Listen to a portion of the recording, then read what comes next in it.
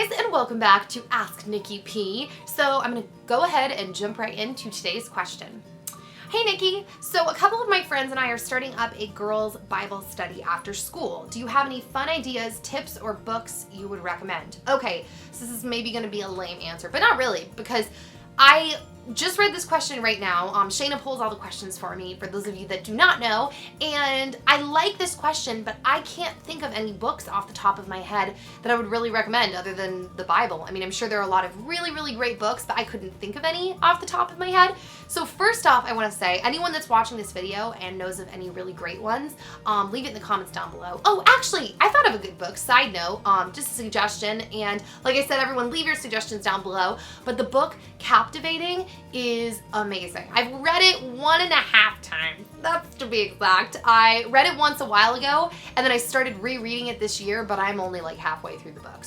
But it's so good, and it's all about like a woman's heart, really. And there's like a male book too, or a men's book as well, called Wild at Heart.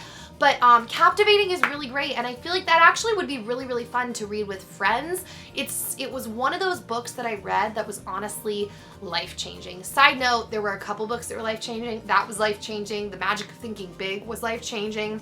How to Win Friends and Influence People was life-changing. But those last two books, they're not like, I wouldn't consider them Bible study books. They're just books on like friendships, relationships, dreaming big, going after goals, stuff like that. But Captivating is incredible, life-changing, amazing book. So let me know in the comments section, guys, what you would recommend for a Bible study book, because I'm sure that there's going to be like a lot of really great recommendations. As far as fun ideas, I honestly think it would just be fun if either all the girls brought like a snack each week, like everyone brings like a small snack and it's like a smorgasbord, a buffet of like food, or if one girl rotates, like every week one girl prepares like the food, and they bring the home like all of the snacks and the drinks and stuff like that. I don't know, there's so much you could do. You guys could do it outside, you know, like in the garden. You could do it like, I don't know. I feel like I'm just making stuff up now for the sake of an answer. Once again, leave suggestions in the comments down below, but that's really, really cool, and I'm sure you will have fun at that. So I'm going to do a Twitter question. What is one childhood memory that you, sorry, I'm like speaking and touching my hair. What is one memory about your childhood that you will never forget?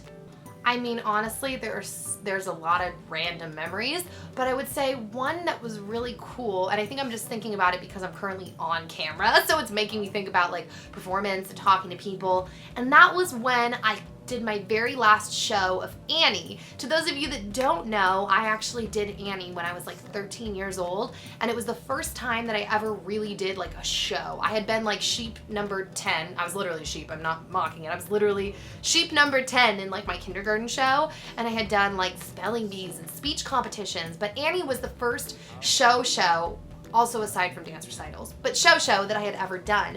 And playing her was so much fun, and the very last day of that show, I remember I just was crying so hard because I was like, this is what I want to do for the rest of my life. Like, I knew it at 13 when I did that show that I like forever wanted to perform and connect with people. Like, I knew it. Once I did that show, I was like, oh my gosh, there's nothing like this. And YouTube has been the only other thing that has come close to theater. I did theater and theme parks and stuff like that for a really long time, and I love doing all that. I love being on stage, but definitely runner up to that is YouTube. The only reason I would say that theater and all that still holds first place is because I can actually see people's faces and I can connect with them, and to me, that's so much fun. I love, like, there's something about when you're on stage, you can like feel the audience, you can feel like the emotion, and that is so fun to me. I miss it so much, but I know I'm gonna perform again one day because I just love connecting with people like that. It's really, really fun.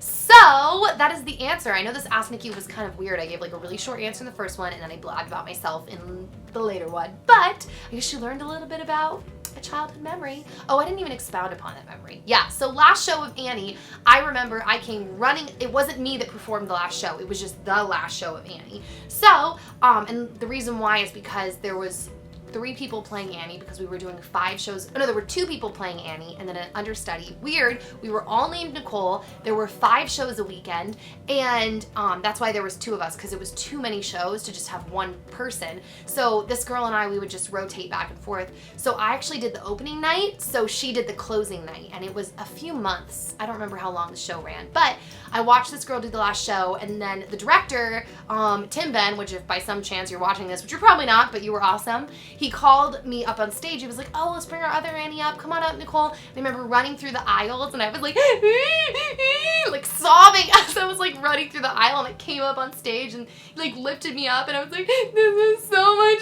fun.